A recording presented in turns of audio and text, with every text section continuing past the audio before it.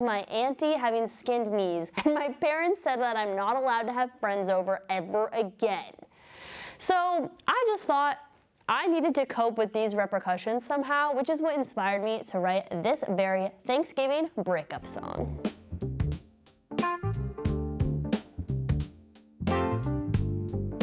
Alright, so this song I wrote last November around Thanksgiving time. I had been talking to this guy for about 2 weeks, and I decided to bring him home with me to my family for Thanksgiving, and the results were utterly disastrous. It was a terrible choice. When we got there, he tried to help. He tried to insert himself where he was not welcome. He ended up putting jalapenos in the cranberry sauce. He put dry croutons in the turkey. My granny ended up having an allergic reaction.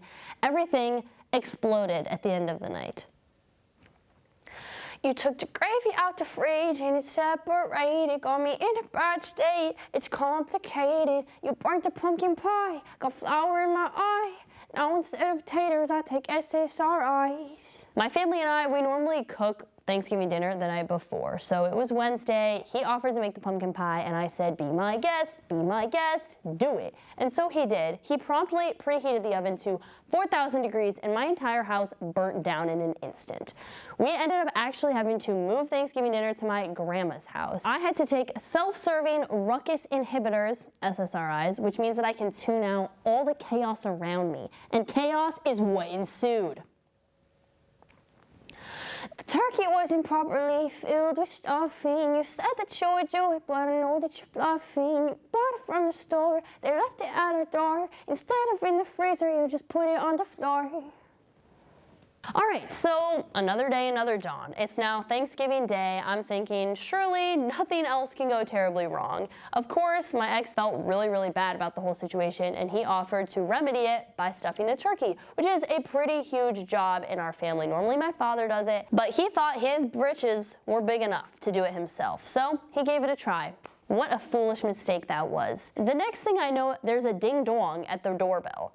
And who is it but the grocery store? Delivering the turkey to our doorstep, stuffed to the brim with croutons. I'm sorry. I thought that was your damn job. You robbed a Planksgiving on my heart. I should have known it from the start. You cashed a fake check inside my head, fed me raw turkey and it tasted like lead. In this verse, I do a little bit of wordplay, and that's because my ex was an accountant. He studied accounting. I decided that it would be a really awesome way to get back at him by doing some bank metaphors in this song, so he knows that I know that he knows that I know what he did. Also, genuinely, I took a bite of this turkey, and immediately I had lead poisoning. I should have never given you the cooking power. The potatoes that you made all tasted sour. You added a booger instead of brown sugar. Then you put it all in the slow cooker. This line I wrote Thanksgiving afternoon. I walked into the kitchen and he was blowing his nose into the crock pot. He thought that it would serve as a good marinade, a good flavorful marinade. Wrong! You left me at the ostrich race. I didn't want to eat your beak. Now you're throwing beans in my face. Your breath's Thanksgiving freak. The ostrich race, the Thanksgiving ostrich race. I don't know what you mean.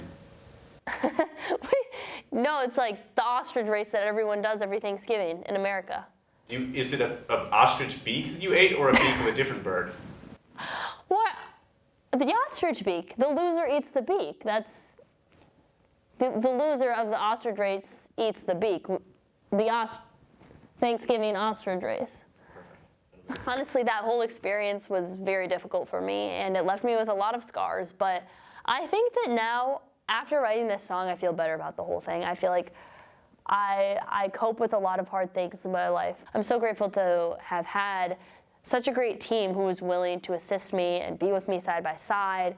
And thank you for giving me such a great thing to turn into a song.